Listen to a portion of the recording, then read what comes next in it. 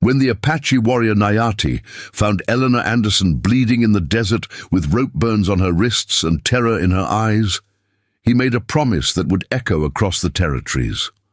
One more mark on her from the man who'd hurt her, and he'd dig a grave in the unforgiving earth of New Mexico. The sun hung like a burning coin in the New Mexico sky, casting shadows that stretched across the red earth like the fingers of ancient spirits. Eleanor Anderson stumbled through the scrub brush, her torn calico dress catching on thorns that seemed to reach for her with deliberate cruelty. Blood had dried on her split lip, and purple bruises bloomed across her collarbone where strong hands had gripped too tightly. The rope burns around her wrists told a story she wasn't ready to speak aloud. 3 days she'd been walking since she'd escaped from the ranch house near Santa Fe. 3 days with nothing but the clothes on her back and a determination forged. In desperation, her husband's voice still echoed in her mind, promising to find her, promising to make her pay for the humiliation of running. But Eleanor had learned that some promises were worth breaking, especially when staying meant accepting. That bruises were the price of being a wife. The desert stretched endlessly before her, beautiful and merciless in equal measure. Sagebrush dotted the landscape like grey-green prayers, and somewhere in the distance, mountains rose like the backbone of sleeping giants. She'd heard stories of people who'd walked into this wilderness and never returned, claimed by heat or cold, or creatures that moved in the shadows between day and night. But she'd also heard other stories, whispered in the sewing circles of proper ladies who pretended such things didn't exist. Stories of women who'd disappeared into the frontier and found something better than the civilized cruelty of drawing rooms and marriage beds. Stories of Apache who helped the lost, who understood that sometimes the wilderness was kinder than the settlements that claimed to be tame. Eleanor didn't know if such stories were true, but she clung to them like a drowning woman clutches driftwood. The heat pressed down on her like a living thing, and her water had run out that morning. Each step felt like walking through honey, her legs trembling with exhaustion and dehydration. The torn hem of her dress trailed in the dust, picking up burrs and thorns that would have horrified her 3 days ago. Now she barely noticed them. Pain had become a constant companion, and she'd learned to measure it in degrees of bearable versus unbearable. A shadow passed overhead, and Eleanor looked up to see a hawk circling lazily in the thermals. For a moment, she envied the bird. Its freedom, its ability to see the world spread out below without the weight of fear crushing its chest. The hawk called once, a wild cry that seemed to echo off the distant cliffs, then soared away toward the mountains. Eleanor watched until it became a speck against the blue, then forced herself to keep walking. Nayati had been tracking the woman for 2 days, staying far enough back to avoid frightening her, but close enough to intervene if the desert claimed another victim. From his position among the red rocks above the canyon floor, he could see everything. The way she favored her left leg, suggesting an injury beneath the torn fabric of her dress. The careful way she moved her right arm, protecting ribs that were likely cracked or worse. Most telling of all, the way she constantly looked over her shoulder, not at the wilderness that might kill her, but back toward the settlements that had already tried. He'd seen her kind before, though not often, in this harsh country. Women who ran from husbands or fathers or brothers, who chose the uncertain mercy of the desert over the certain brutality of men who believed ownership came with wedding vows or blood ties. Some of them survived the crossing, finding new lives, in distant territories where questions weren't asked and past sins could be buried in unmarked graves. Others became bleached bones scattered across the canyon floors, their stories told only by the wind. This one had steel in her spine, though, something that reminded him of his own mother's people, the Apache women who could endure anything and still raise their children to be strong. She moved with purpose despite her injuries, and when she rested, she chose positions that offered good sightlines and multiple escape routes. Someone had taught her to think tactically, or the wilderness was teaching her quickly. Either way, it might be enough to keep her alive.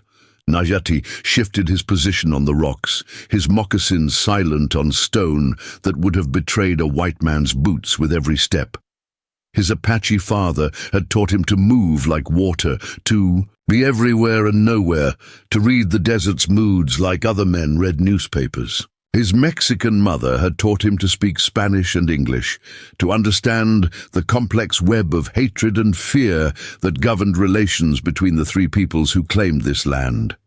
Between them, they'd given him tools to survive in a world that didn't quite know what to make of a man who belonged fully to no single tribe. The woman below had stopped again, swaying on her feet as she tried to drink from a water skin that was clearly empty. Even from his perch 50 feet above, Nayati could see the tremor in her hands, the way she held herself too carefully. She was running on will alone now, and will could only carry someone so far in country that killed the strong and prepared. Soon she would fall, and then he would have to decide whether his desire for solitude outweighed his obligation to help those who couldn't help themselves. Eleanor felt her knees give out without warning, the red earth rushing up to meet her. With surprising gentleness, she lay where she fell, cheek pressed against sand that was still warm from the day's heat, and wondered if this was how it would end. Not with the crack of her husband's fist or the burn of his cigarettes against her skin, but with the simple, honest embrace of the desert that asked nothing of her except that she rest. The thought should have terrified her, but instead she felt an odd sense of peace. She'd made it 3 days on her own, farther than anyone back in Santa Fe would have thought possible for a woman raised in drawing rooms and finishing schools. Her mother would have been scandalized by the dirt under her fingernails, by the tears in her dress, and the wildness in her hair. But her mother had never had to choose between dignity and survival, had never felt the particular terror of being owned by a man who measured his love in bruises and broken promises. She closed her eyes and listened to the sound of her own breathing, shallow and quick in the thin air. Somewhere nearby, a coyote called to its pack, the sound lonely and fierce at the same time. Eleanor had always thought coyotes were ugly, sneaking creatures, but now she understood them better. They survived by being cleverer than their enemies, by knowing when to fight and when to run, by adapting to a world that saw them as vermin despite their intelligence and loyalty to their own kind. The sound of approaching hoofbeats should have sent her scrambling for cover, should have triggered the panic that lived just beneath her skin like a second heartbeat. Instead, she felt only a weary resignation. Let them come, whoever they were. She'd run as far as her body could carry her, and if that wasn't far enough, at least she'd died trying to be free. The hoofbeats stopped nearby, and Eleanor heard the soft sound of someone dismounting. Boots approached across the sand, but these weren't the heavy tread of cavalry boots or the distinctive heel strike of her husband's riding boots. These footsteps were careful, deliberate, placed with the kind of precision that suggested someone accustomed to moving quietly through dangerous country. "Easy, woman." The voice was deep and calm, carrying an accent she couldn't immediately place. "I'm not here to hurt you." Eleanor opened her eyes and found herself looking at a pair of moccasins, beautifully crafted with intricate beadwork that caught the late afternoon light. Above them, leather leggings gave way to a simple cotton shirt and a vest decorated with silver conchos. She let her gaze travel upward slowly, taking in broad shoulders, a strong jaw, and eyes the color of dark amber. Apache, she realized, with a start that was part fear and part something else she couldn't name. Nayati crouched beside the fallen woman, his movements slow and deliberate to avoid startling her further. Up close, he could see the full extent of her injuries, and what he saw made something cold and hard settle in his chest. The bruises on her throat were shaped like fingerprints. The split in her lower lip was clean, the kind made by a ring striking tender flesh. Most damning of all were the rope burns on her wrists, too precise to be accidental, too fresh to be old wounds. "My name is Nayati," he said quietly, switching to English when he saw her tense at his appearance. "I've been watching your trail. For 2 days. You're hurt and dehydrated, and the night's going to be cold. Will you let me help you?" He kept his voice gentle, the tone he might use with a spooked horse or an injured animal.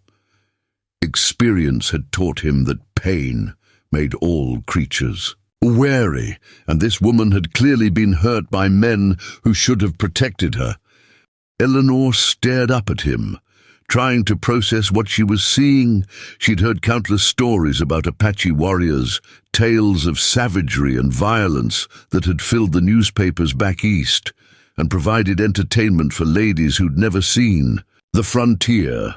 But the man crouched beside her didn't match those stories. His face was kind, intelligent, marked by lines that suggested laughter as much as hardship. His hands, resting easily on his knees, were gentle despite their obvious strength. "You're Apache," she whispered, not sure if it was a question or an observation. Something flickered in his dark eyes, an emotion she couldn't read but recognized, instinctively as pain. Of course, she realized with the start of shame. He'd probably heard that tone before, that mixture of fear and fascination that white people used when confronted with something they'd been taught to hate but didn't understand. "Half Apache," Nayati corrected gently. "My mother was Mexican, from a village near the Rio Grande. She taught me that kindness doesn't depend on the color of a person's skin or the language they speak." He gestured toward her injuries with careful neutrality. "Someone hurt you recently. You ran, and you've been walking for days without proper supplies or rest. In another few hours, the cold will finish what the heat started. So I'll ask again, will you let me help you?" Eleanor tried to sit up, and immediately regretted it as the world spun around her like a child's top. Nayati's hand shot out to steady her, his touch gentle but firm. She should have pulled away, should have been terrified of this strange man who'd appeared out of nowhere, in the middle of the desert. Instead, she found herself leaning into his strength, accepting help for the first time in months without calculating the cost. "I don't have anything to pay you with," she said, the words tumbling out in a rush. It was what her husband had, always demanded payment for every kindness, every moment of peace. "I don't have money or jewelry or anything of value. I can work, though. I'm strong, and I learn quickly, and I won't be any trouble." Payment. Nayati's voice carried a note of confusion that made Eleanor look at him more closely. "You're hurt and alone in country that kills the strong and prepared. Why would I ask for payment to help you?" He settled back on his heels, studying her, with those remarkable amber eyes. "My people have a saying, we are only as strong as those we help to stand. You need help standing. That's reason enough." Nayati lifted Eleanor as easily as he might lift a child, his arms supporting her, weight without apparent effort. She tensed instinctively, memories of other times men had picked her up, but his touch remained gentle, impersonal. He carried her to where his horse waited, a magnificent paint stallion that watched their approach with intelligent eyes and pricked ears. The horse was unlike any Eleanor had ever seen, built for endurance rather than show, with the kind of deep chest and strong hindquarters that suggested it could carry a rider across hundreds of miles of rough country without faltering. Silver and turquoise decorated its bridle, and painted symbols on its flanks told stories she couldn't read but somehow understood, spoke of protection and safe journeys. "His name is Tsehutsui," Nayati said, pronouncing the Apache word with casual ease. "It means flows like water. He's carried me safely for 6 years, through country that would kill most horses. He'll carry us both now." He helped Eleanor onto the horse's back, supporting her weight until she could settle. herself in front of the saddle. The paint stood perfectly still throughout the process, as if he understood the delicate nature of his cargo. Nayati swung up behind her with fluid grace, his body warm against her back as he gathered the reins. Eleanor had ridden before, but always side saddle in carefully controlled circumstances with grooms hovering nearby. This was different, raw and immediate, the horse's power obvious beneath them as Nayati guided them away from the spot where she'd collapsed. The rhythm of the horse's gait was soothing, and despite herself, Eleanor felt some of the tension leave her shoulders. "Where are we going?" she asked, as they crested a small rise and the desert opened up before them in shades of gold and red. The sun was setting now, painting the western sky in colors that seemed too beautiful to be real. She'd never seen a sunset like this from the confines of her husband's ranch, had never realized how vast the world could look when viewed without the bars of windows and the weight of fear. "To my camp," Nayati replied, his voice close to her ear, but not uncomfortably so. "It's hidden in a canyon about an hour's ride from here. There's water and shelter, and I have supplies to treat your injuries properly. You'll be safe there while you decide what comes next." The casual way he said it, as if her safety were a given, rather than something to be negotiated or purchased, made something tight in Eleanor's chest begin to loosen. The entrance to Nayati's canyon was so well concealed that Eleanor would have ridden past it without noticing if she'd been alone. A narrow gap between two towering rock formations, barely wide enough for a horse and rider, opened onto a hidden valley that seemed like something from a dream. Springs bubbled up from underground sources, feeding a small stream that supported the cottonwoods and willows. Grass grew thick near the water, providing forage for several horses that looked up curiously at their approach. "How did you find this place?" Eleanor breathed, marveling at the hidden paradise tucked away in the harsh desert. The canyon walls rose on all sides, creating a natural fortress that would be nearly impossible to find without knowing exactly where to look. Ancient pictographs decorated the rock faces, telling stories in symbols that seemed to dance in the flickering firelight from a campfire that burned in a carefully constructed fire ring. "My grandfather showed it to me when I was 12, Nayati explained as he helped her down from the horse. "His grandfather showed it to him, and his grandfather before that. For generations, my mother's people used this place as a refuge during the worst times. When the Mexican army swept through the territory, when the Apache wars grew too bloody for anyone to remember why they'd started, when families needed a place to heal that was far from the hatred of both sides." He gestured toward the pictographs, with obvious reverence. "Those tell the stories of all who've sheltered here. Perhaps someday your story will join theirs."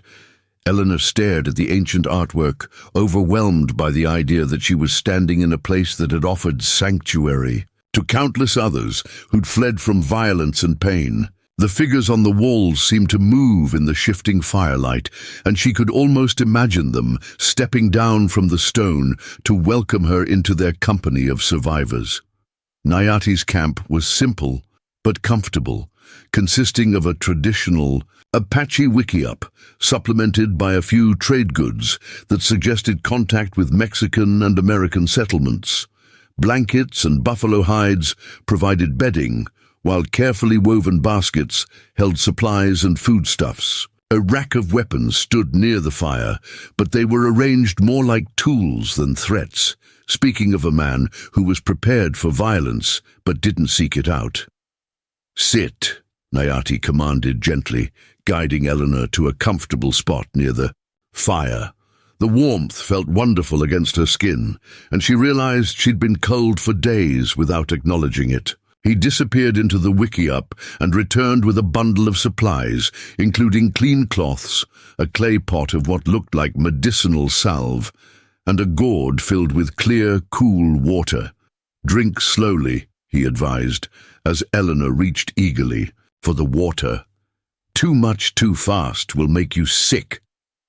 His hands moved with practiced efficiency as he began to clean her wounds, his touch professional but gentle. "I learned healing from my grandmother," he explained, when Eleanor tensed at his proximity. She was a medicine woman, respected by both sides during the worst of the fighting. She taught me that healing requires trust, both giving it and receiving it.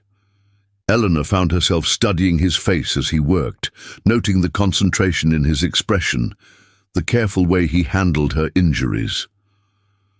When was the last time someone had touched her with such gentleness? When was the last time masculine strength had been used to help rather than harm? She couldn't remember, and the realization brought tears to her eyes that had nothing to do with physical pain. As full darkness settled over the canyon, Nayati prepared a simple meal of roasted meat and wild vegetables gathered from the hidden valley. The food was unlike anything Eleanor had eaten before, seasoned with herbs and spices that carried flavors both familiar and exotic. She ate slowly, savoring each bite, while her host maintained a comfortable silence. "Thank you," she said finally, the words inadequate for what she was feeling. "I don't know why you helped me, but thank you." She looked across the fire at him, this man who'd appeared out of nowhere to save her life without asking for anything in return. In the firelight, his features seemed carved from the same stone. As the canyon walls, strong and enduring and somehow timeless, Nayati stirring the fire with a long stick, sending sparks spiraling up toward the star-filled sky. "My grandmother used to say that we're all walking the same path, just at different points along the way. Some of us have walked farther, learned more about avoiding the obstacles and finding the safe places to rest. When we meet someone who's still learning to walk, we help them find their footing. It's not kindness exactly. It's just what people do when they remember they're part of something larger than themselves." Eleanor pulled the blanket he'd given her more tightly around her shoulders, drawing comfort from its warmth and the steady crackle of the fire. "What happened to your family? Your grandmother and the others?"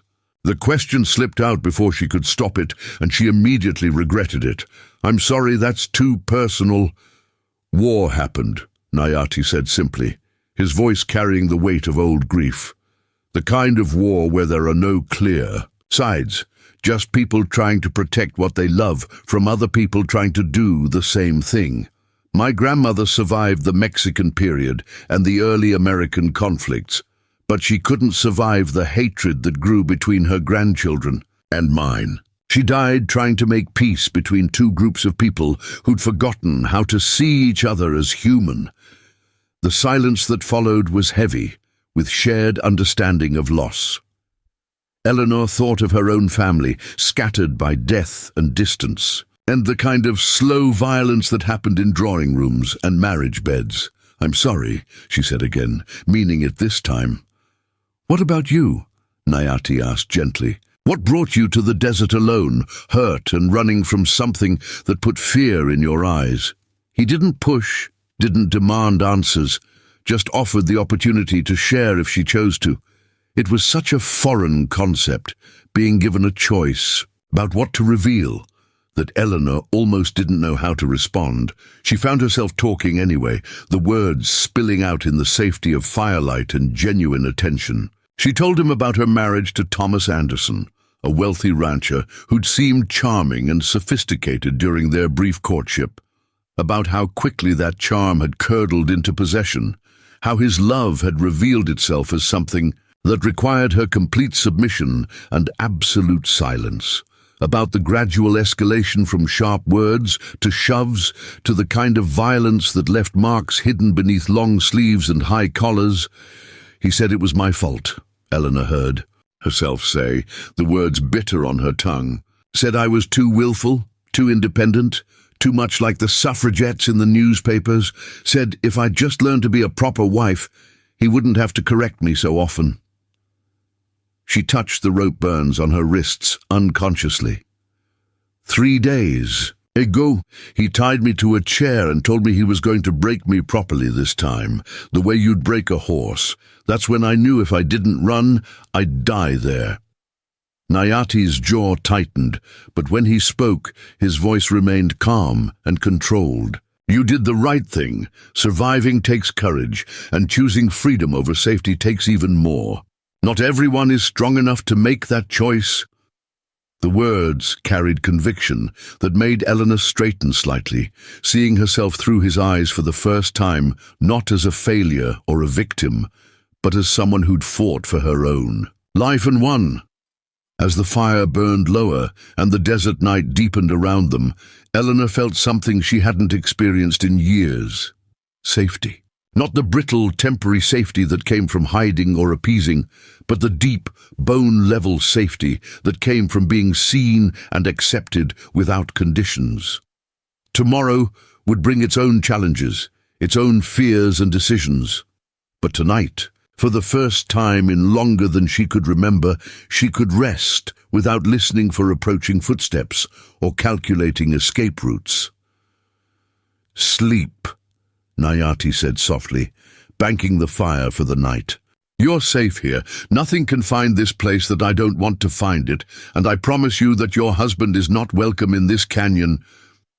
And for the first time since her wedding day, Eleanor Anderson closed her eyes and slept without fear. Eleanor woke to the sound of water trickling over stones and birds, singing in languages she'd never heard before. For a moment, she couldn't remember where she was, her mind still trapped in the familiar terror of waking in her husband's house, waiting for his footsteps in the hall. Then she opened her eyes and saw the canyon walls rising around her like protective arms painted gold and crimson by the early morning sun, and remembered that she was free. Nayati was already up, tending a small cook fire and preparing what looked like some kind of grain porridge in a blackened pot. He moved with the quiet efficiency of someone accustomed to solitude, every action purposeful and unhurried. When he noticed she was awake, he offered a slight nod but didn't speak, respecting her need to orient herself to this new reality. How long did I sleep? Eleanor asked, sitting up carefully and testing her body's response. The aches were still there, but muted now, manageable. Her throat felt raw from days without adequate water, but the terrible bone-deep exhaustion that had driven her to collapse was gone. She felt human again, rather than a creature driven purely by survival instinct. Nearly 12 hours, Nayati replied, ladling the porridge into wooden bowls. Your body needed to recover from what you put it through. 3 days in the desert without proper supplies would have killed most people. He handed her a bowl and a carved spoon, the wood smooth and warm from countless meals. This is made from ground acorns and wild seeds. It's not fancy, but it will give you strength. Eleanor tasted the porridge tentatively and found it surprisingly flavorful, with a nutty richness that satisfied her empty stomach. As she ate, she studied her surroundings in daylight, marveling at details she'd missed the night before. The canyon was larger than she'd realized, with several smaller branches leading off in different directions. A natural shelf of rock formed a kind of outdoor kitchen area, while another alcove had been arranged as a workshop where tools and weapons hung in careful order. "You've been living here alone?" she asked, gesturing at the well-organized camp. Everything had its place, from the carefully stacked firewood to the herbs drying on wooden frames. It spoke of someone who'd made peace with solitude but hadn't let it make him careless or lazy. "For about 3 years now," Nayati confirmed, settling cross-legged on a woven mat with his own bowl. "After the last of the Apache wars ended, there wasn't much place for someone like me in either world.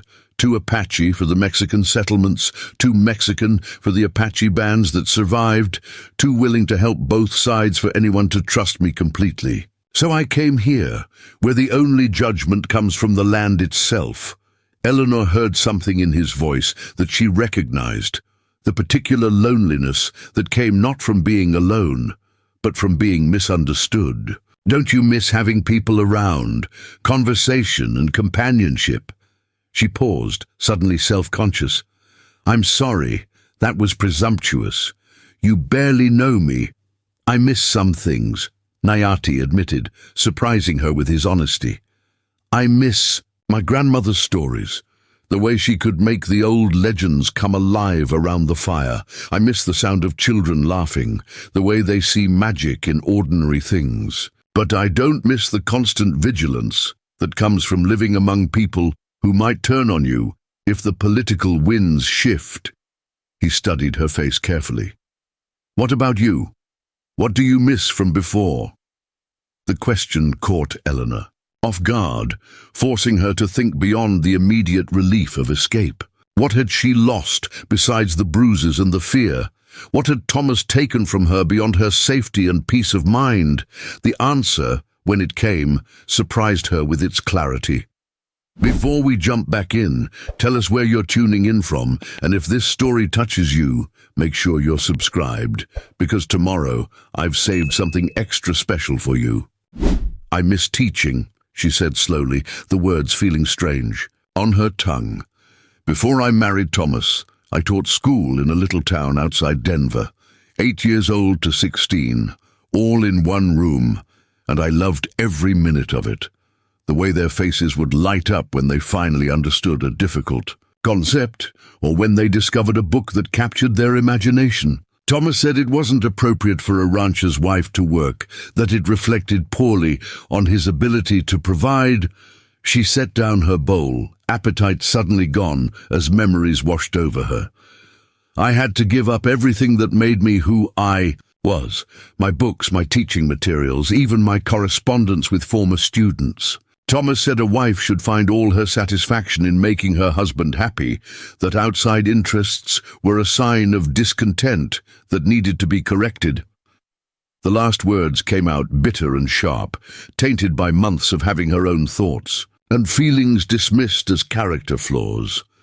Nayati was quiet for a long moment, staring into the fire with an expression she couldn't read. When he finally spoke, his voice carried a weight that suggested he understood more about loss than she'd realized.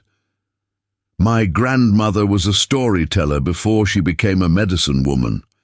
She knew hundreds of old tales, songs that had been passed down for generations.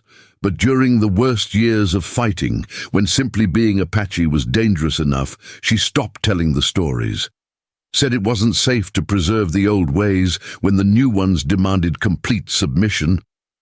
He looked up at Eleanor then, and she saw her own grief reflected in his dark eyes. She died believing she'd failed her people by letting the stories die with her. But stories aren't really lost, as long as someone remembers their importance. Neither are teachers or the love that teaching represents. Thomas may have silenced your voice, but he couldn't change what lives in your heart. Eleanor felt tears prick her eyes, not from sadness, but from the unexpected gift of being seen and understood. When was the last time someone had spoken to her about who she was rather than who she was supposed to be? When was the last time her thoughts and feelings had been treated as valuable rather than inconvenient? That afternoon, Nayati began teaching Eleanor the skills she would need to survive in this harsh but beautiful country. Not because he expected her to stay, but because knowledge was power, and she'd been powerless for too long. He showed her how to identify edible plants and medicinal herbs, how to read the subtle signs that indicated water or weather changes, how to move quietly across terrain that seemed designed to announce every footstep. "The desert isn't trying to kill you," he explained as they gathered wild onions near the canyon's stream. "It's simply indifferent to whether you live or die. The secret is learning to work with it instead of against it, to take what it offers and ask for nothing more." He demonstrated how to dig up the bulbs without damaging the root system, ensuring the plants would continue to grow and provide food for future seasons. Eleanor found herself fascinated by the complexity of knowledge required to thrive in this environment. Every plant, every rock formation, every shift in the wind carried information that could mean the difference between life and death. It was like learning a new language, one written in earth and sky instead of books and blackboards. In the old days, Apache children learned these lessons from the time they could walk, Nayati continued, showing her how to weave grass into a watertight basket. Not because we expected them to live alone in the wilderness, but because understanding the land made them strong and self-sufficient. A person who knows they can survive anything has a different kind of confidence than someone who depends entirely on others. The words struck Eleanor with unexpected force. How long had it been since she'd felt truly self-sufficient? Even before her marriage, she'd been dependent on her father's support, then her husband's provision. The idea of being able to take care of herself completely, to need no one's permission or protection, was both terrifying and exhilarating. As the days passed, Eleanor threw herself into learning with the enthusiasm she'd once brought to her teaching. Nayati proved to be an excellent instructor, patient and thorough, breaking complex skills down into manageable steps. He taught her to shoot his rifle and revolver, to start fires with flint and steel, to read tracks and weather signs. More importantly, he taught her to trust her own instincts, to stop second-guessing every decision. "Your husband was wrong about many things," Nayati said one afternoon as he showed Eleanor how to prepare medicinal poultices from desert plants. "But he was especially wrong about your teaching. Good teachers see the potential in others and help them discover it in themselves. You're doing that now, every day, as you learn to see your own strength." Eleanor's hands stilled on the grinding stone she'd been using to crush herbs. "How can you be so certain? You barely know me." The protest came automatically, the product of years of having her self-worth systematically destroyed by a man who claimed to love her. "I know you ran when staying would have been easier and safer. I know you survived 3 days in country that kills experienced travelers. I know you're learning skills in days that take most people months to master. Most importantly, I know you haven't asked me once when you can leave here, which tells me you're thinking about staying, not because you're afraid to go, but because you're starting to remember who you used to be." The observation hit Eleanor like a physical blow, not because it was cruel, but because it was true. She had been thinking about staying, not permanently perhaps, but long enough to become truly self-sufficient. The idea of returning to civilization, of trying to build a new life while constantly looking over her shoulder for Thomas, held no appeal compared to the peace she'd found in this hidden canyon. "What if Thomas finds me here?" she asked, voicing the fear that woke her in the deepest part of the night. "What if he brings men with him, or the law? You could be hurt because you helped me." The thought of bringing violence to this peaceful place, of repaying Nayati's kindness with danger, made her stomach clench with familiar anxiety. Nayati set down the clay pot he'd been mixing herbs in and looked at her directly. "Eleanor, I've lived through 3 separate wars in this territory. I've seen cavalry charges and Apache raids, Mexican bandits and American fortune hunters. I've survived by being smarter and more careful than my enemies, and by choosing my battles wisely. Your husband may be dangerous to a woman alone in a house she can't escape, but he's just another cruel man in a land full of them. He doesn't frighten me." There was something in his voice, a quiet certainty that went beyond mere bravado, that made Eleanor believe him. For the first time since her escape, she allowed herself to think about the future, not as something to be endured, but as something to be planned for. Eleanor's healing wasn't just physical, though her bruises were fading and her rope burns had become thin white lines. The deeper wounds, the ones carved into her soul by months of systematic cruelty, proved more stubborn. She still jerked awake at unexpected sounds, still flinched when Nayati moved too quickly or spoke too loudly. Worst of all were the nightmares that left her gasping and shaking in the pre-dawn darkness. The first time it happened, Nayati simply appeared beside her bedroll without explanation, settling close enough to offer comfort, but not so close as to feel threatening. He didn't ask what she dreamed about or try to offer empty reassurances. Instead, he talked quietly about the night sounds around them, identifying each bird call and explaining what the different sounds meant, grounding her in the reality of the present moment. "The screech owl is hunting," he said softly, as a harsh cry echoed off the canyon walls. "It's not a sound most people find pleasant, but it means the night is proceeding as it should. The owl takes mice and rats that would otherwise eat our stored grain.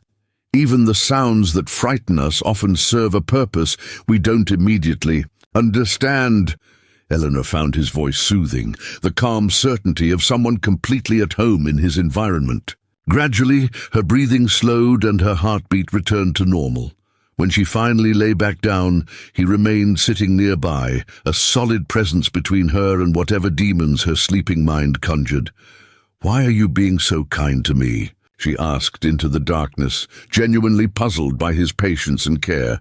"You don't know anything about me, about whether I deserve help or not. What if I'm not who you think I am?"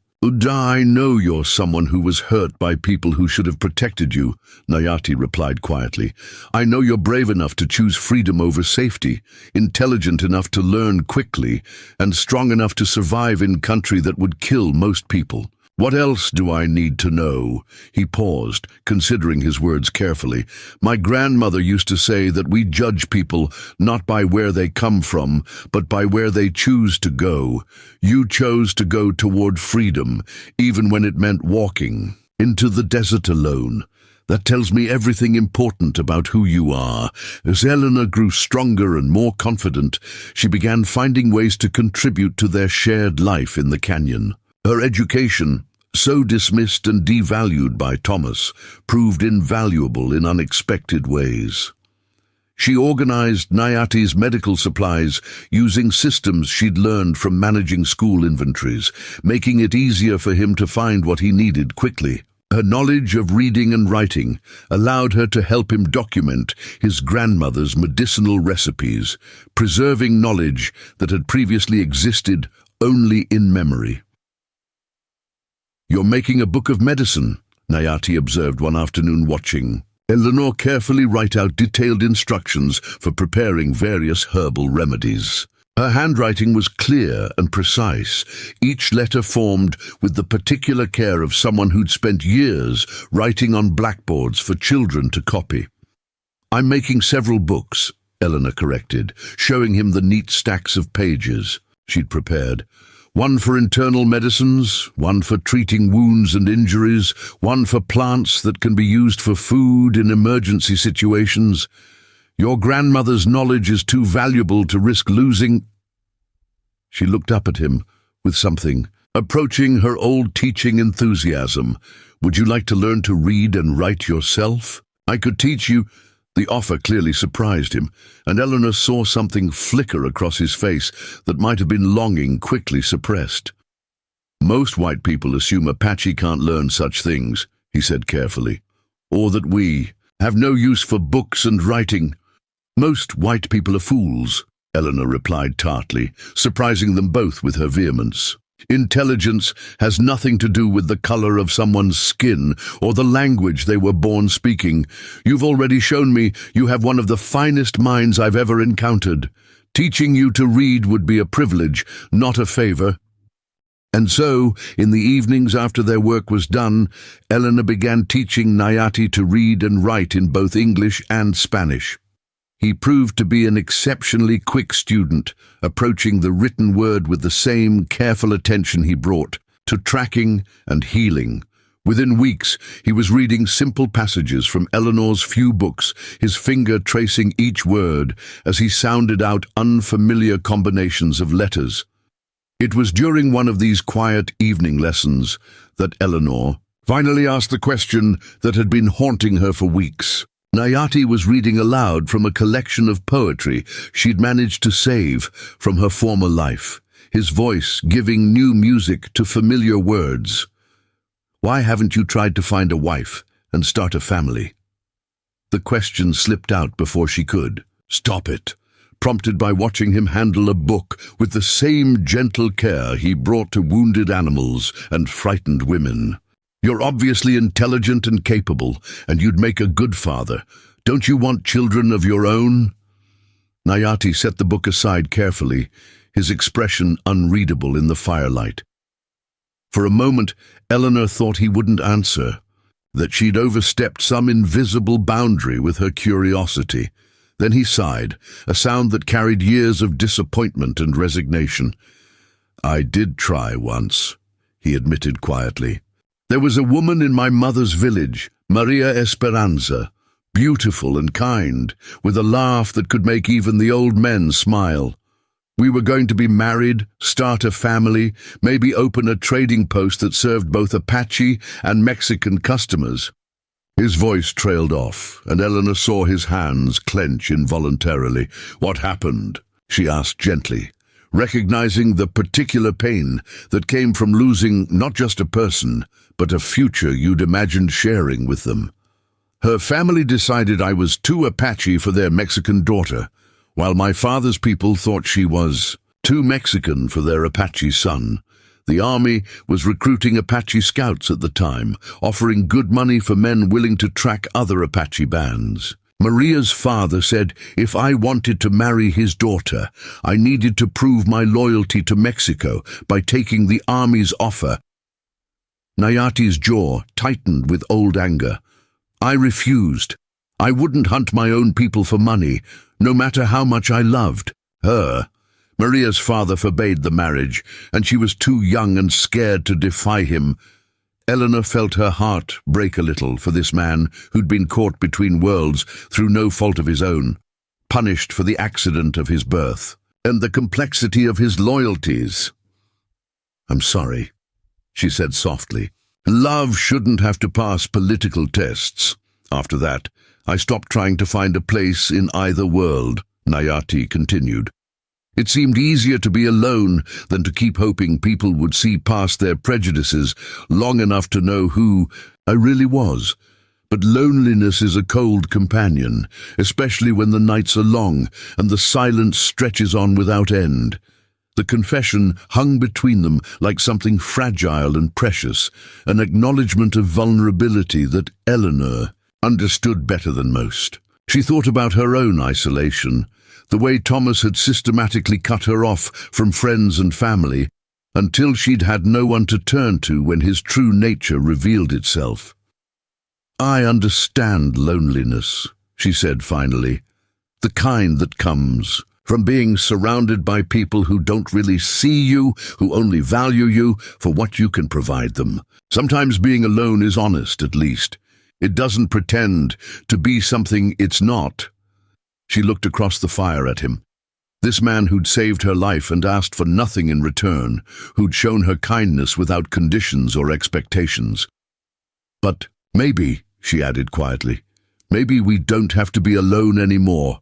The words hung in the air between them, carrying implications neither was quite ready to examine, but something had shifted in the space around the fire, something that felt like possibility taking root in soil that had long lain fallow. Eleanor went to sleep that night, thinking not about the past that had driven her to this canyon, but about a future that might include laughter and companionship, and the kind of love that didn't demand surrender in exchange for safety. Jebediah. Cross had been tracking runaway wives for 15 years, and he prided himself on never losing a trail. The tall, scarred man sat his horse at the edge of Santa Fe, studying the reward poster that Thomas Anderson had pressed into his calloused hands 3 weeks ago. $500 for the safe return of one Eleanor Anderson, described as mentally unstable and prone to fits of hysteria that made her dangerous to herself and others. Cross had heard that particular lie enough times to recognize it immediately. Men like Anderson didn't put up $500 for mentally unstable wives. They put up that kind of money for wives who'd found enough courage to run and might find enough sense not to come back. But Cross didn't care about the truth behind his contracts. He cared about the money, and Anderson's gold was as good as anyone else's. The trail had gone cold at the edge of the desert, where most sensible people would have turned back or died trying to cross the wasteland on foot. But Cross wasn't most people, and his Apache tracker, a broken-down old man named Joseph who drank too much and talked too little, had found sign where others saw only empty sand and stone. "Woman went into the big desert," Joseph had mumbled, through his perpetual alcoholic haze. Alone, hurt, walking like someone who don't know the country. Should be bones by now, but maybe coyotes scattered them too far to find. He'd paused to take another drink from his ever-present bottle. Course, there's stories about that country. Old stories about spirits that help lost souls, about hidden places where people go to disappear. Cross had backhanded the old Apache for talking nonsense, but privately he wondered. He'd heard those stories too, whispered around campfires by men who'd ridden the territory longer than memory served. Tales of a half-breed who lived like a ghost in the deepest desert, who sometimes helped people who needed to vanish from their old lives. Most dismissed such stories as superstition, but Cross had learned to pay attention to legends that persisted across cultures and generations. Now, 3 weeks into the hunt, Cross was beginning to think the old drunk might have been right. The woman's trail had led deeper into the wasteland than any sane person would go, following routes that suggested either desperation or guidance from someone who knew the country intimately. And twice now, Cross had found evidence of recent camps with multiple sets of tracks, one belonging to unshod horses in the Apache style. Nayati felt the wrongness before he saw anything concrete, the way a deer senses wolves long before they come into view.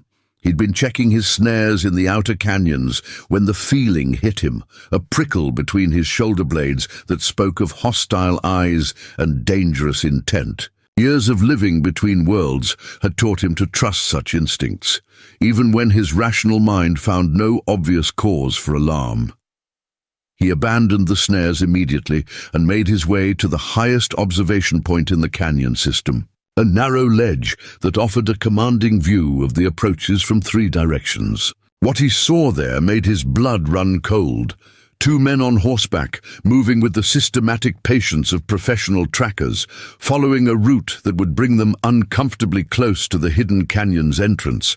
The white man was obviously the leader, tall and lean, with the kind of scars that spoke of violence, survived rather than accidents endured. He rode a good horse and carried quality weapons, suggesting success in whatever bloody trade he followed. But it was his companion that made Nayati's jaw clench with recognition and disgust. Joseph Crowfeather, once a respected scout and warrior, now reduced to guiding white bounty hunters to Apache hiding places in exchange for whiskey money. Nayati had known Joseph in better days, before the wars had broken something essential in the older man's spirit. They'd fought side by side during the worst years, when survival had required choosing between impossible loyalties. Joseph had chosen whiskey instead, drowning his shame in a bottle while selling out his own people one contract at a time. Seeing him here, leading strangers toward the sanctuary that had sheltered so many refugees, felt like a betrayal that cut deeper than any blade. The bounty hunter was good at his work, Nayati had to admit. He read sign like a scholar read books, interpreting every broken twig and displaced stone with the kind of attention that missed nothing important. Worse, he was patient, moving slowly and methodically rather than rushing ahead in blind pursuit. Such men were dangerous, precisely because they couldn't be hurried into mistakes. Nayati slipped away from his observation post and made his way back to the canyon as quickly as stealth would allow. Elena needed to know that her past had finally caught up with them, and they needed to prepare for the kind of confrontation that would test everything they'd built together over the past month. Eleanor was tending the cook fire when Nayati returned, humming softly to herself as she stirred a pot of stew that smelled like home and safety. The sight of her there, so completely at peace in the hidden canyon that had become their shared refuge, made what he had to tell her even harder. She looked up at his approach with a smile that died when she saw his expression. "What's wrong?" she asked immediately, setting aside her wooden spoon and rising to face whatever new crisis had entered their small paradise. The transformation was instant and heartbreaking.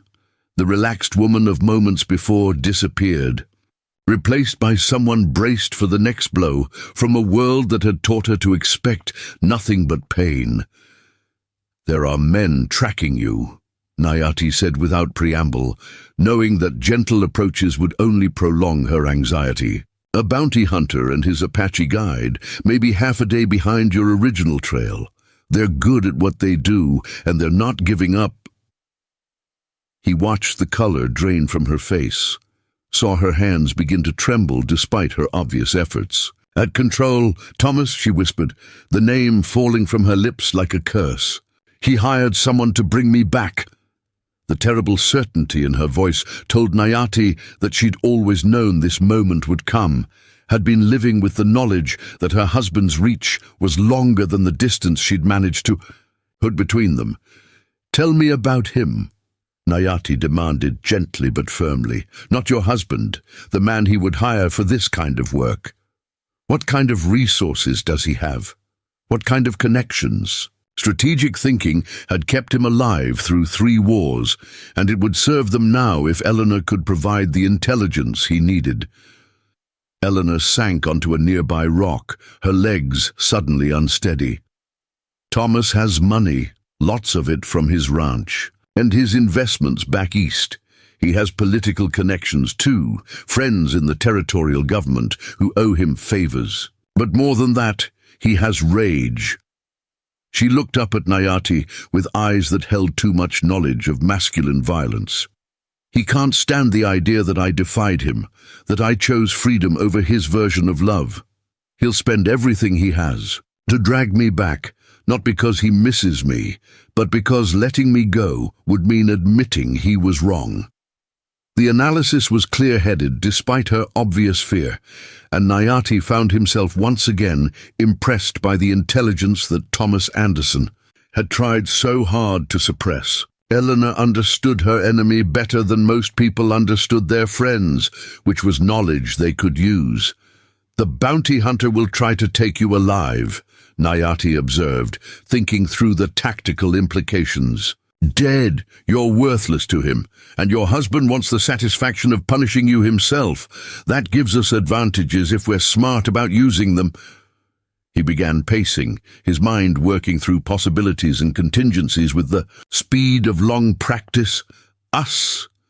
Eleanor's voice was small but steady. "Nayati, you don't have to fight my battles for me. You've already done more than anyone could expect, more than I had any right to ask for. If you help me escape again, find another route out of the territory, I can disappear somewhere he'll never think to look." The suggestion hit Nayati like a physical blow, not because it was unreasonable, but because it revealed how little she understood what she'd come to mean to him. The idea of her leaving, of returning to a life of constant flight and fear, was unacceptable for reasons that had nothing to do with chivalry or obligation. "No," Nayati said firmly, his voice carrying a finality that made Eleanor look at him with surprise. "You're not running anymore. This is your home now if you want it to be, and no one takes what's mine without a fight." The possessive pronoun slipped out before he could stop it, revealing more about his feelings than he'd intended to share. Eleanor stared at him for a long moment, searching his face for signs of the kind of ownership that had defined her marriage. Instead, she saw something entirely different, a protectiveness that came from caring rather than controlling, from wanting to shield rather than possess. "Yours?" she asked quietly, testing the word and its implications. In Thomas's mouth, such language had been a chain and a threat, a reminder that she was property to be used as he saw fit. From Nayati, it sounded like a promise of safety, an offer of belonging that came without conditions or demands. "Mine to protect if you'll have it," Nayati clarified, his voice gentler now, but no less determined. "Mine to stand beside when trouble comes calling. Mine to share this canyon with for as long as you want to stay." He moved closer, not crowding her, but close enough that she could see the sincerity in his dark eyes. "And if I choose to leave?" Eleanor asked, needing to know that her freedom was real, that this offer came without the hidden costs that had defined every other relationship in her life. "Then I'll help you go safely and wish you well wherever the trail takes you," Nayati replied without hesitation. "But I won't let you be driven away by fear, not when we have the power to make a stand here." He gestured toward the canyon walls that rose around them like natural fortifications. "This place has sheltered my people for generations. It can shelter us now." Eleanor felt something shift inside her chest, a loosening of bonds she'd carried so long she'd forgotten what freedom felt like. Here was a man offering to fight for her, not because he owned her, but because he chose to value her. The distinction was profound enough to change everything. Preparing and narrating this story took us a lot of time, so if you are enjoying it, subscribe to our channel. It means a lot to us now. Back to the story. They spent the afternoon preparing for siege, drawing on Nayati's military experience and Eleanor's surprising tactical insights. The hidden canyon was naturally defensible, with only one primary entrance that could be easily blocked and observed. Fresh water came from underground springs that couldn't be poisoned or diverted, while food stores and ammunition were sufficient. For an extended standoff, they'll try to scout the entrance first, Nayati explained, as he checked his weapons with practiced efficiency. Professional bounty hunters don't rush into unknown territory without intelligence. That gives us time to prepare surprises for them. He showed Eleanor how to load and aim his spare rifle, noting with approval how quickly she mastered the unfamiliar weapon. "What about Joseph?" Eleanor asked, having listened carefully to Nayati's description of the Apache tracker. "Will he know about this place? About the canyon's defenses?" The question showed she was thinking strategically rather than just reacting to immediate threats. "Joseph is drunk most of the time now, and his memory isn't what it used to be," Nayati admitted grimly. "But he was a good scout once before. The whiskey took him. He might remember stories about the hidden canyons, even if he doesn't know their exact locations." He paused in his preparations, struck by a sudden possibility. "Actually, that might work in our favor." Eleanor raised an eyebrow, recognizing the tone of someone working through a complex plan. "How so?" "Joseph's weakness is also his strength from our perspective," Nayati explained. "He needs whiskey, more than he needs money, and he's not particularly loyal to whoever's paying him this week. If we can separate him from the bounty hunter, get him alone long enough for a conversation, we might be able to turn him." The plan was risky, but it offered possibilities that straight confrontation didn't. "You want to try to buy his loyalty?" Eleanor asked, clearly skeptical about the reliability of such arrangements. "I want to remind him who he used to be before the bottle made him forget," Nayati corrected. "Joseph was a good man once, a warrior who protected the helpless and honored the old ways. Somewhere under all that whiskey and shame, that man might still exist." He looked at Eleanor seriously. "But if that fails, if he chooses money over honor, then we handle this the hard way." Cross and Joseph made camp that evening at a waterhole 3 miles from the canyon entrance, close enough to continue tracking at first light, but far enough away to avoid immediate detection. Cross had noticed the increasing sophistication of the trail they were following, the way it seemed to anticipate pursuit and take defensive precautions. Someone was helping the woman now, someone who knew the country and understood the art of evasion.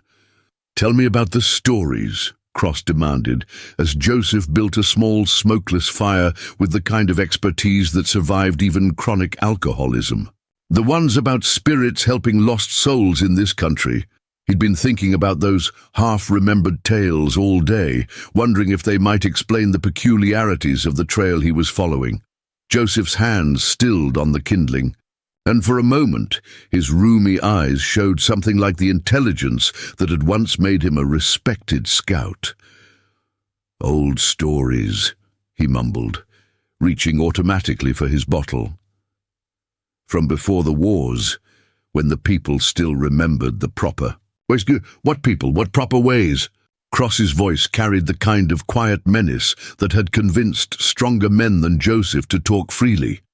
Joseph took a long pull from his bottle before answering, the whiskey loosening his tongue in the way Cross had learned to exploit. "There was a place," he said slowly, his words slightly slurred but still comprehensible. "Hidden canyon system used by the old medicine men for ceremonies and healing. Later, during the worst fighting, families would go there to hide from the cavalry and the Mexican troops." Cross leaned forward, sensing information that might finally explain the complexities of this particular hunt. "Is it real, this hidden place?" "Real as anything else in this cursed country," Joseph confirmed, then immediately looked like he regretted speaking so freely. "But that was long ago, before the wars ended and the old ways died. Probably nothing left now but wind and ghosts."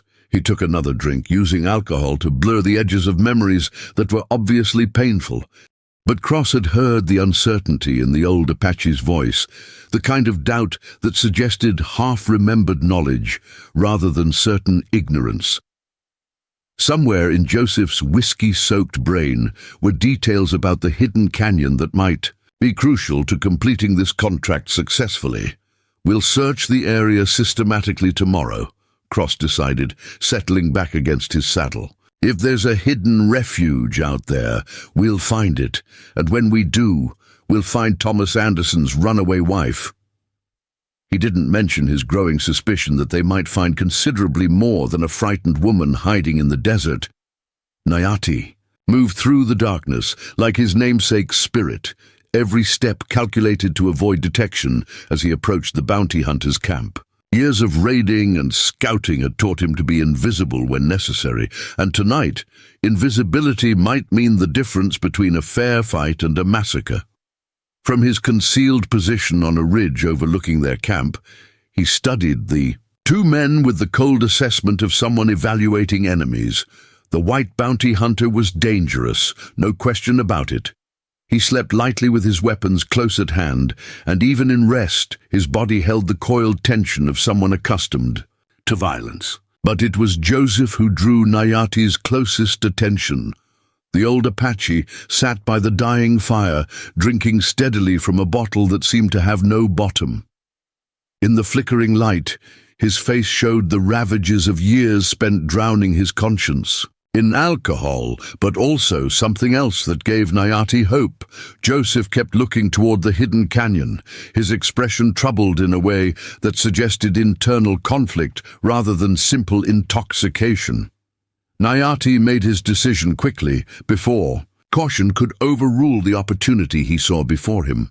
Moving with the silence that had made his reputation during the wars, he circled the camp until he was positioned behind Joseph's sitting place, close enough to speak without alerting the sleeping bounty hunter. "Hello, old friend," Nayati whispered in Apache, the familiar language cutting through Joseph's alcoholic haze like a blade through silk. The older man started violently, but had enough presence of mind not to cry out, recognizing the voice, even if he couldn't immediately identify its owner. "I know that voice," Joseph slurred, peering into the darkness with eyes that struggled to focus. "But it can't be. He died in the wars. Everyone said so." The confusion in his voice was painful to hear, evidence of how thoroughly whiskey had damaged his once sharp mind. "Not dead, Joseph. Just living quietly, away from the madness that consumed our people," Nayati replied, shifting slightly so the old man could see his face in the firelight. "The question is, what are you doing here, guiding white men to sacred places in exchange for bottle money?" Joseph's face crumpled with shame, and for a moment he looked like the proud warrior he'd once been, instead of the broken drunk he'd become. "They offered gold," he whispered miserably. "More gold than I've seen in years, enough to buy whiskey for months." He gestured helplessly toward the sleeping bounty hunter.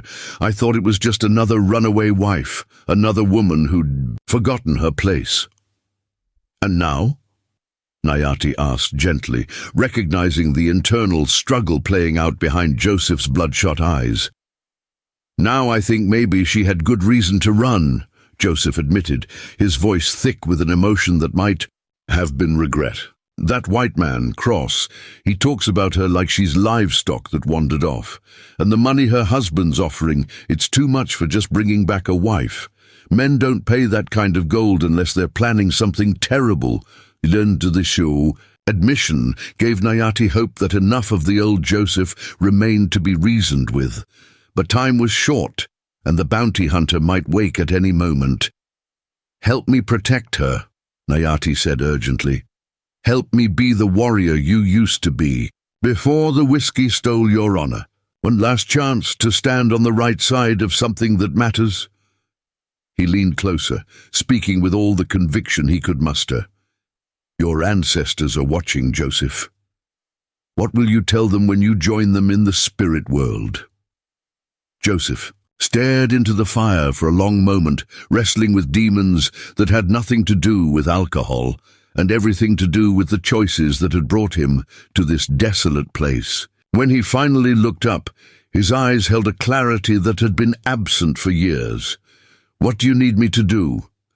Dawn broke with the sound of approaching hoofbeats echoing off the canyon walls, but they came from the wrong direction entirely. Instead of the careful advance Nayati had expected from the hidden entrance, Cross and his remaining men were riding boldly down the main trail, their weapons drawn but not immediately threatening. Joseph rode beside the bounty hunter, but something in his posture told Nayati that their midnight conversation had borne unexpected fruit. "Eleanor Anderson." Cross's voice boomed across the canyon, confident and commanding. "I know you're in there, and I know you can hear me. I've got a legal warrant for your return to your husband, signed by Territorial Judge Morrison himself. Come out peaceful-like, and nobody needs to get hurt." His tone suggested he was accustomed to having his demands met without argument. Eleanor appeared beside Nayati on the canyon's defensive ledge, her face pale but determined. She'd braided her hair back severely and armed herself with both rifle and pistol, transforming from frightened refugee to frontier woman prepared to fight for her freedom. "He's lying about the warrant," she said quietly. "Judge Morrison died last spring, and Thomas doesn't have that kind of legal authority anyway." "I figured as much," Nayati replied, studying the scene below with tactical eyes. Something was wrong with the approach, too direct and open for a man of Cross's obvious experience. Either the bounty hunter was supremely confident, or this was some kind of elaborate trap. Cross continued his performance, gesturing broadly toward the canyon walls. "I've got men positioned at every exit from this place. You can't run anymore, Mrs. Anderson. Your husband's worried sick about you, afraid you might hurt yourself in one of your fits. He just wants you to come home safe where you belong." The lies rolled off his tongue with practiced ease, but his eyes were constantly moving, cataloguing defensive positions and potential threats. "Your answer, Cross." Nayati called down, his voice carrying easily in the still morning air. "The woman stays here of her own free will. You've got no authority in Apache territory, warrant or no warrant." He deliberately used his full Apache pronunciation, letting the words carry the weight of ancestral claim and territorial right. Cross's expression darkened as he located Nayati's position on the ledge above. "So that's how it is. The famous ghost warrior of the desert canyons, protecting another man's wife. Thomas Anderson warned me you might be involved, Breed. Said you had a reputation for stealing what belongs to civilized folks." The racial slur was delivered with calculated malice, designed to provoke a rash response. What happened next surprised everyone, most of all Joseph Crow Feather himself. The old Apache scout suddenly wheeled his horse around and drove his rifle butt into Cross's shoulder, sending the bounty hunter tumbling from his saddle. Before Cross could recover, Joseph had his own weapon trained on the man who'd been paying him. "I quit," Joseph announced in a voice that carried none of his usual drunken slur. "Find your own way to hell, Cross. I'm done guiding white men to places they got no business being." His transformation was remarkable. The broken drunk of the night before had been replaced by something resembling the warrior he'd once been. Cross rolled to his feet, his face twisted with rage and disbelief. "You drunken fool! I'm offering you more gold than you've seen in your entire miserable life, all for one crazy woman who doesn't have sense enough to appreciate a good husband." He reached for his pistol, but Joseph's rifle never wavered. "I said I quit," Joseph repeated, and this time his voice carried the kind of finality that wise men didn't argue with. "Right away, Cross. Take your men and your dirty money and find some other fool to lead you around the desert, but you don't get the woman and you don't get to desecrate this sacred place." The standoff stretched taut as a bowstring, two armed men facing each other, while Eleanor and Nayati watched from above. Cross was clearly calculating his chances, weighing the gold Thomas Anderson had promised against the very real possibility of dying in this god-forsaken canyon. His greed warred visibly with his survival instincts. "This isn't over," Cross snarled finally, holstering his weapon but keeping his hand near the grip.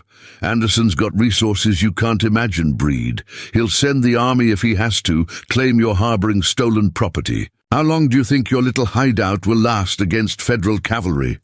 Nayati rose to his full height on the ledge, his figure silhouetted against the morning sky like something out of ancient legend. When he spoke, his voice carried across the canyon with the authority of someone who'd never backed down from a fight in his life. "Tell Thomas Anderson this, Cross. Tell him exactly these words so there's no misunderstanding between us." He paused, letting the silence build until every ear in the canyon was straining to hear his pronouncement. His wife chose freedom over his version of love. "She's under my protection now, and that protection comes with Apache steel and Apache honor." Behind it, Eleanor felt her breath catch as Nayati's hand moved to the knife at his belt, drawing the blade with fluid grace until sunlight ran like water along its polished edge. The weapon was beautiful and deadly, its handle carved with symbols she couldn't read but somehow understood, spoke of oaths that couldn't be broken. "One more mark on her," Nayati continued, his voice dropping to a register that seemed to vibrate in the canyon walls themselves. "One more bruise, one more threat, one more attempt to drag her back to a life she rejected, and I'll bury Thomas Anderson where he stands. His money won't protect him. His political connections won't save him. The only thing between him and an unmarked grave will be his willingness to let her go." The promise hung in the air like smoke from a ceremonial fire, carrying weight that went beyond mere words. Cross felt it, Eleanor felt it, even Joseph Crow Feather straightened in his saddle, as if recognizing something he'd thought lost forever. This wasn't just a threat from one man to another. It was a covenant sealed in front of witnesses, the kind of blood oath that Apache warriors had honored for generations. Cross's face had gone pale during Nayati's pronouncement, and when he spoke again, his voice carried none of its earlier confidence. "You're signing your own death warrant, Breed. Anderson's got friends in Washington, connections that reach all the way to the territorial governor. Cross the wrong man, and you'll find yourself hunted by more than just bounty hunters." "Let him come," Nayati replied with deadly calm. "Let him bring his friends, his connections, his territorial governor. This canyon has sheltered my people through wars with Mexico and wars with America. It'll shelter us through whatever Thomas Anderson thinks he can bring against it." He slid the knife back into its sheath with deliberate ceremony. But if he's smart, truly smart, he'll cut his losses and find himself a wife who wants to be owned. Eleanor stepped forward on the ledge, making herself visible to the men below.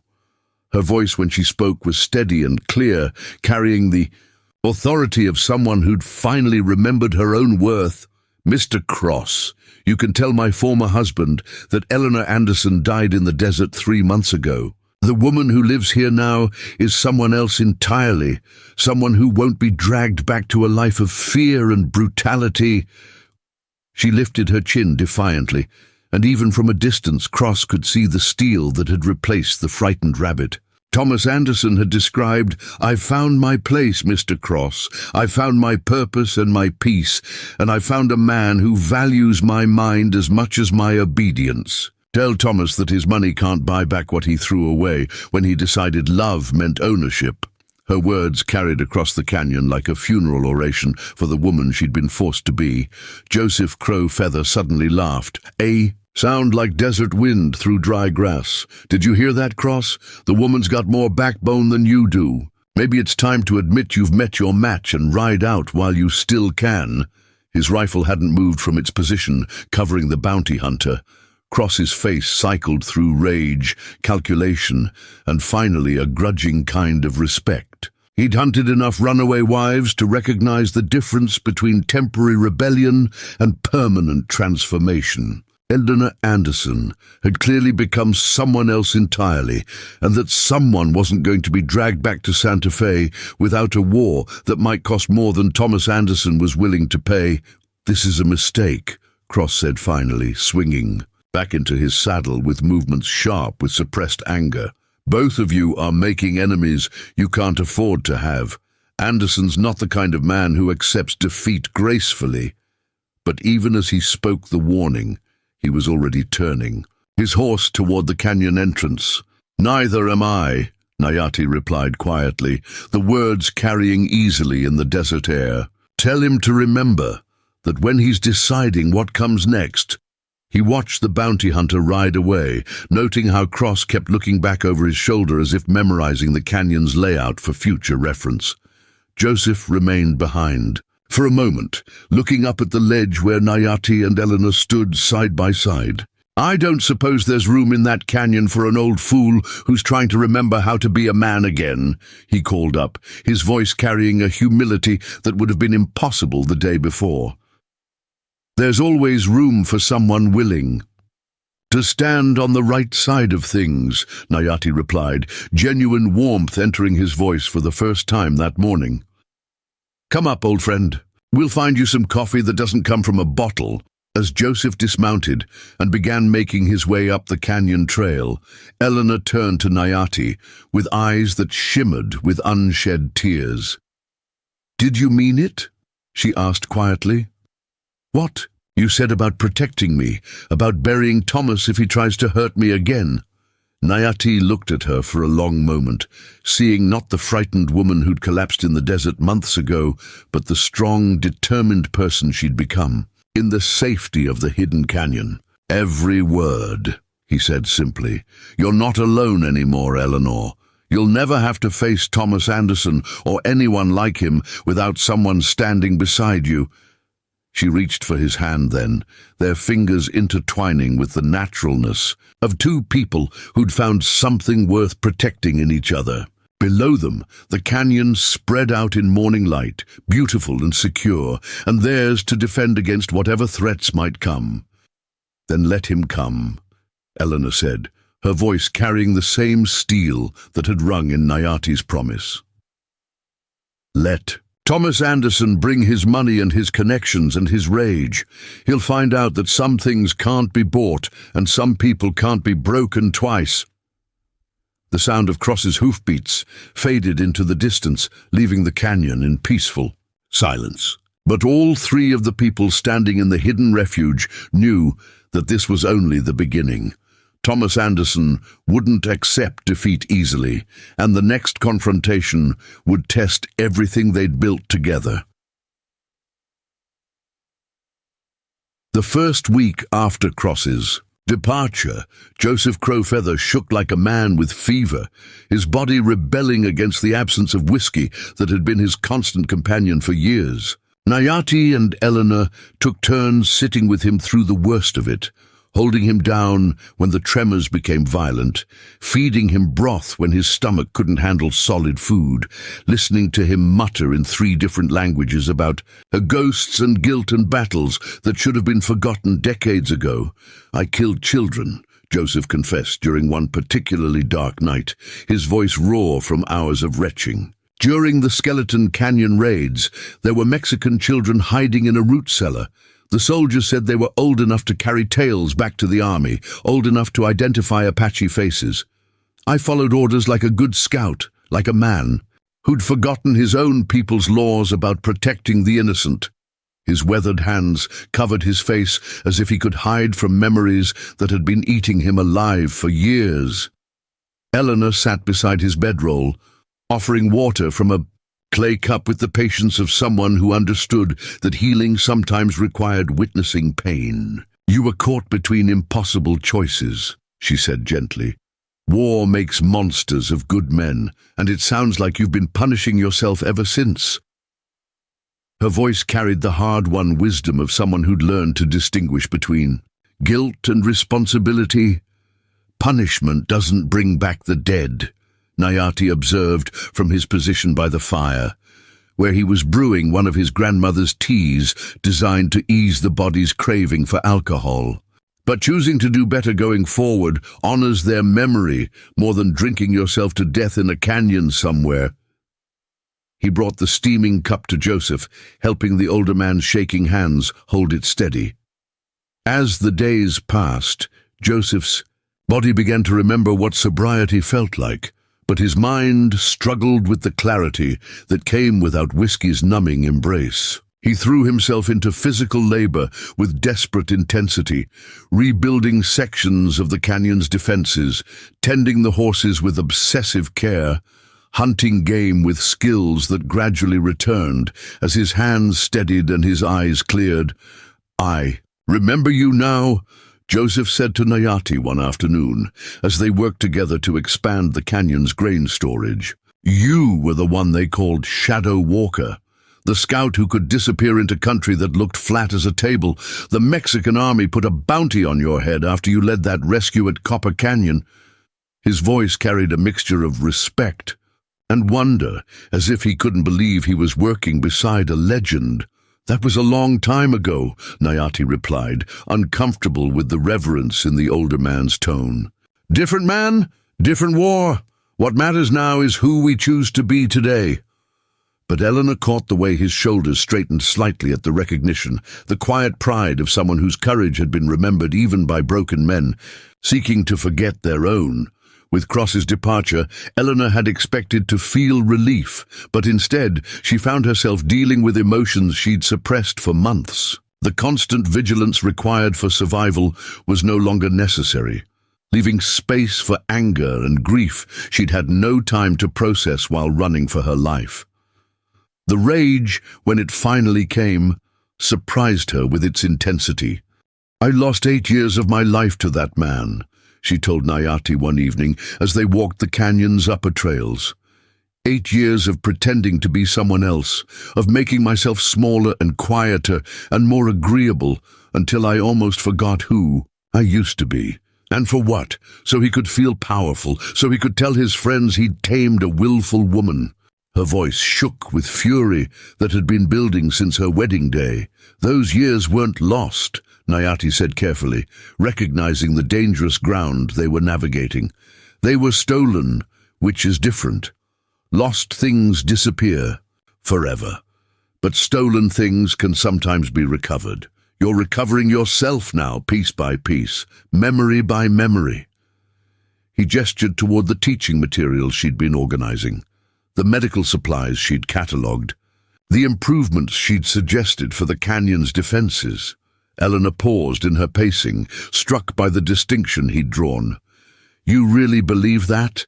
That I can get back who I was before Thomas destroyed her?" The question held a fragility that made Nayati choose his words with exceptional care.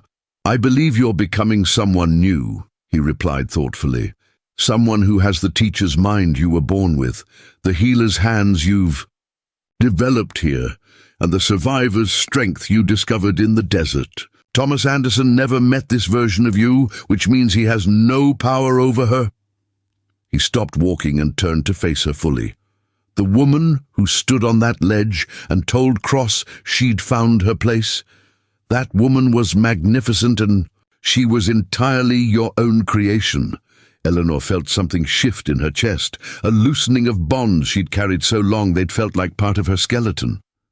For the first time since her escape, she began to think about a future that extended beyond mere survival, a life that might include purpose and joy and the kind of partnership she'd only read about in books.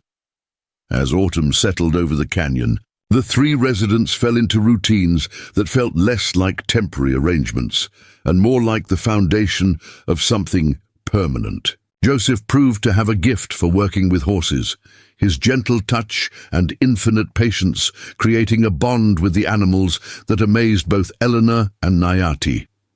The paint stallion, Tsehutsui, who'd never allowed anyone but Nayati near him, began accepting grain from Joseph's hands. "Horses know when a man's spirit is broken," Joseph explained, as he worked with a young mare they'd acquired from a passing trader. "They can smell the whiskey sickness, the self-hatred, all the poison that makes a person dangerous to be around, but they also know when someone's trying to heal, when the poison's being replaced with something better." His hands moved over the mare's neck with the same reverence his ancestors had shown for sacred objects. Eleanor found herself documenting not just Nayati's medical knowledge, but Joseph's understanding of animal behavior, creating what amounted to a comprehensive guide to desert survival and husbandry. The work gave her a sense of purpose she hadn't felt since her teaching days, the satisfaction of preserving knowledge that might help others survive similar hardships. "You're building a library," Nayati observed one evening, watching Eleanor organize her growing collection of handwritten manuals. "Future generations of refugees and outcasts will have roadmaps for survival because you took the time to write down what we've learned." The pride in his voice made Eleanor's cheeks warm with pleasure she'd almost forgotten how to feel. "We're all building something," Eleanor corrected, gesturing toward Joseph's carefully maintained horse corral and Nayati's expanded workshop. "A life, a home, a place where people who don't fit anywhere else can find their footing." She paused, struck by the magnitude of what they'd accomplished. "Thomas wanted to make me smaller, but instead, he drove me to a place where I could become larger than I ever imagined."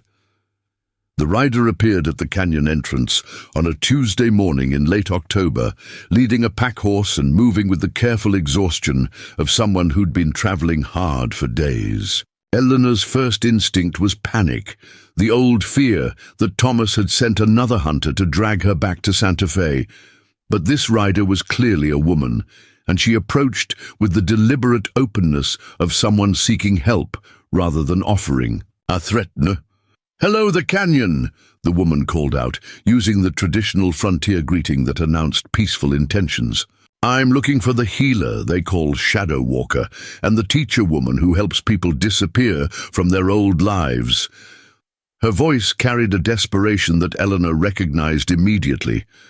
The woman was perhaps 30 years old, with the kind of beauty that would have been celebrated in drawing rooms, but was now marred by fresh bruises and the hollow-eyed look of someone running on will alone. She clutched a bundle that Eleanor realized was a small child, maybe 3 years old, who watched the world with the unnaturally quiet attention of someone who'd learned that making noise brought pain. "My name is Carmen Delgado," the woman said as Nayati helped her down from her horse. "My husband is Lieutenant Miguel Delgado of the Territorial Militia. He's been using his position to cover up what he does to me and my daughter at home. When I finally tried to leave him, he had me declared mentally unfit and threatened to have Isabella taken away permanently." Her Spanish accent colored her English, with musical cadences that couldn't disguise the steel in her voice.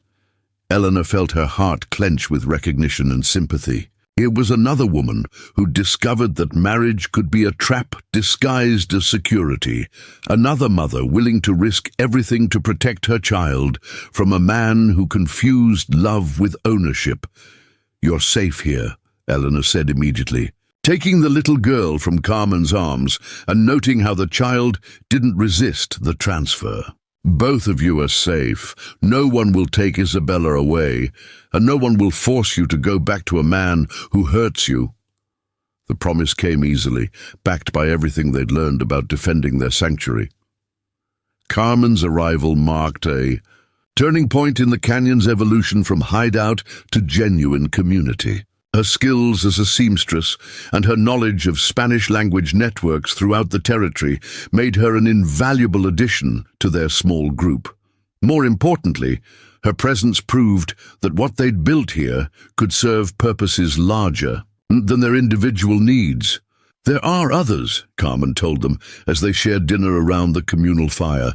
"Other women trapped by husbands who use law and custom to justify cruelty. Other children who flinch when men raise their voices, who've learned to make themselves invisible to avoid attracting attention. They need places like this, sanctuaries, where they can remember who they used to be before fear became their constant companion." Joseph, who'd been quietly teaching little Isabella how to braid grass into ropes, looked up with something approaching his old warrior's intensity. "Then we make this place ready for them," he said simply. "We expand the defenses, increase the food stores, create space for families instead of just individuals. We become what we needed when we were broken." Eleanor felt a vision crystallizing in her mind, a picture of the canyon as it could become with proper planning and dedication. Not just a hiding place, but a genuine community where people could heal and grow and rediscover their own worth. The teacher in her recognized the educational possibilities, while the survivor in her understood the defensive necessities. "It won't be easy," Nayati warned, though his tone suggested he was already committed to the idea. More people means more complexity, more chances for discovery, more resources needed for survival. And every person we help becomes someone else's enemy, another reason for men like your husbands to want us destroyed. "Let them come," Eleanor said, her voice carrying the same steel that had rung in Nayati's promise to cross. "Let them bring their warrants and their weapons and their righteous anger about property that dared to walk away. They'll find out that some things grow stronger when they're tested." As winter settled over the hidden canyon, the 4 adults and 1 child worked together to prepare for whatever challenges the future might bring. They were no longer just individual survivors, but the founding members of something unprecedented in the harsh frontier landscape. A place where healing was possible, where strength could be rediscovered, and where the broken could learn to be whole again. Spring brought Thomas Anderson to the canyon, but not in the way anyone expected. He arrived alone on foot, carrying a white flag made from a torn shirt, and moving with the careful deliberation of a man who'd finally understood the magnitude of his miscalculations. 3 days of hard riding followed by a night spent lost in the desert had stripped away his usual arrogance, leaving behind someone who looked almost human for the first time in years. Nayati spotted him first from the watchpost, recognizing the expensive cut of clothes now torn and dusty from hard travel. "He's alone," Nayati called down to where Eleanor was teaching Carmen's daughter to read. "No weapons visible, carrying what looks like a surrender flag." The observation carried surprise that such a man would approach without the protection of hired guns or legal authority. None. Eleanor felt her stomach clench with familiar fear, but when she looked around the canyon at the life she'd built here, the emotion transformed into something harder and more useful. She'd faced Thomas Anderson as a frightened victim once before, but that woman no longer existed. In her place stood someone who'd survived the desert, learned to shoot straight, and helped create a sanctuary that had already saved 3 lives. "Let him come up," Eleanor decided, her voice steady despite the hammering of her heart. "But Joseph stays with the horses, and you keep your rifle ready. I want to hear what Thomas Anderson has to say when he doesn't have the advantage."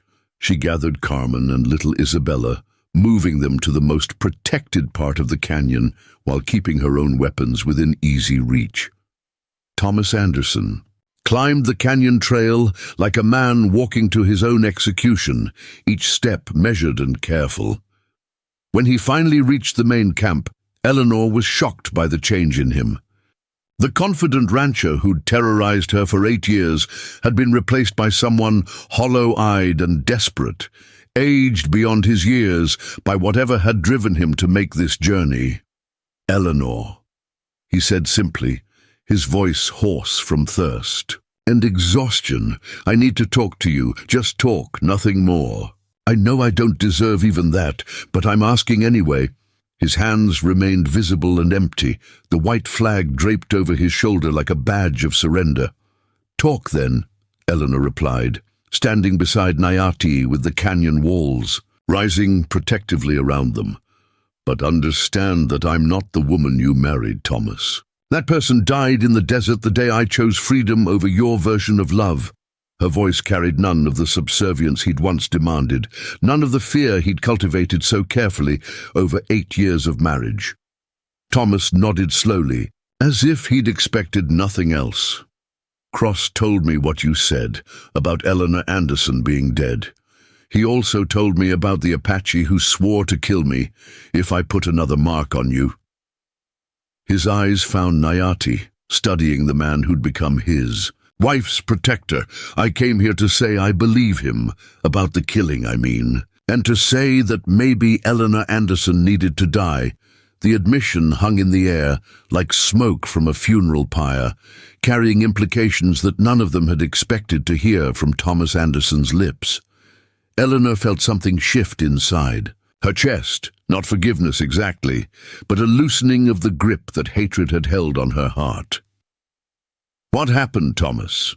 she asked quietly, genuinely curious about what could have changed a man so fundamentally. "What made you ride out here alone, without your hired guns or your legal papers or your righteous anger about stolen property?" Thomas sat down heavily, on a nearby rock, suddenly looking older than his 43 years. "I married again," he said simply. 6 weeks after I declared you legally dead. A young woman from Denver, barely 20, with that same spark of independence that attracted me to you in the first place." He laughed bitterly, the sound carrying no humor whatsoever. "And you tried to break her the same way you broke me," Eleanor observed, understanding flooding through her with terrible clarity. "You tried to make her smaller and quieter and more agreeable until she learned to flinch when you raised your voice." "I succeeded," Thomas said quietly, his voice thick with self-loathing. "Margaret Anderson is everything you refuse to become. Obedient, silent, grateful for the smallest kindness. She thanks me for not hitting her, Eleanor. She's grateful when I merely shout instead of using my fists." He buried his face in his hands, shoulders shaking with something that might have been grief. "But breaking her didn't fix what was wrong with me," Thomas continued, his voice muffled by his hands. "It just showed me what I'd become, what I'd been doing to you for 8 years, without ever seeing it clearly. Margaret looks at me the same way you used to look at me toward the end, like I was something dangerous that might strike without warning." Nayati had remained silent throughout the confession, but now he spoke with the quiet authority of someone who'd seen too much violence to be impressed by displays of remorse. "Regret doesn't undo harm," he said simply. "Understanding your cruelty doesn't heal the people you broke with it." "I know that," Thomas replied, looking up to meet Nayati's gaze directly. "I'm not here asking for forgiveness or trying to make amends that can't be made. I'm here because I finally understand what Cross meant when he said Eleanor Anderson was magnificent. She was, and I spent 8 years trying to destroy that magnificence because it threatened my need to feel powerful. Eleanor felt tears prick her eyes, not from sadness, but from the unexpected gift of being seen clearly by someone who'd spent years refusing to acknowledge her humanity. "Then why are you here, Thomas? What do you want from me?" Thomas reached into his coat slowly, producing a thick envelope that he held out toward Eleanor with hands that trembled slightly. "Divorce papers," he said simply. "Legal and binding, filed with the territorial court in Santa Fe. You're free, Eleanor, officially and completely free to be whoever you choose to be." He set the envelope on the ground between them, unwilling to approach close enough to hand it over directly. "There's also a deed to a section of land north of Albuquerque, good water rights and mineral claims included. Consider it payment for 8 years of your life that I stole, though I know it's not nearly enough compensation for what you endured." He stood slowly, suddenly looking ancient, despite his relatively young age. Eleanor picked up the envelope, with hands that barely shook, scanning the legal documents with the careful attention of someone who'd learned never to trust gifts from dangerous men. But the papers appeared genuine, signed and sealed with official territorial stamps that would be difficult to forge. "Why?" she asked finally, looking up at the man who'd once controlled every aspect of her existence. "Why give me this freedom, instead of fighting to drag me back? You spent months hiring bounty hunters and making threats. What changed?" Thomas was quiet for a long moment, studying the canyon walls that rose around them like natural cathedral spires. "I realized that everything I thought I wanted was just fear, disguised as love," he said finally. "I was afraid of being alone, afraid of not being important enough to keep a woman's attention, afraid that if I didn't control you completely, you'd see who I really was and leave. The irony is that my fear of abandonment guaranteed the very abandonment I was trying to prevent." Carmen emerged from the protected alcove, where she'd been waiting with Isabella, approaching with the caution of someone who'd learned to be suspicious of men bearing gifts. "What about your new wife?" she asked in accented English. "Will you try to break her spirit completely now that you've acknowledged what you did to Eleanor?" The question hit Thomas like a physical blow, and Eleanor saw him flinch as if Carmen had struck him. "I don't know," he admitted with painful honesty. "I'd like to say I'll be different, that understanding my cruelty will make me capable of kindness. But I've been this way for so long I'm not sure I remember how to be anything else." "Then learn," Nayati said firmly, speaking with the authority of someone who'd successfully rebuilt his own character from the ground up. "Find people who can teach you to be better than you've been. Pay for Margaret to have her own resources, her own education, her own choices. Give her the same freedom you're giving Eleanor." Thomas Anderson left the canyon as quietly as he'd arrived, but not before witnessing something that would haunt him for the rest of his life. As evening fell and the community gathered around, their communal fire, he saw Eleanor laugh with genuine joy at something Joseph had said. The sound was like music, bright and free, and utterly without the careful calculation that had marked every interaction during their marriage. She was always capable of that happiness, Nayati told him quietly as they watched Eleanor help Carmen braid Isabella's hair. "You just never gave her reason to share it with you."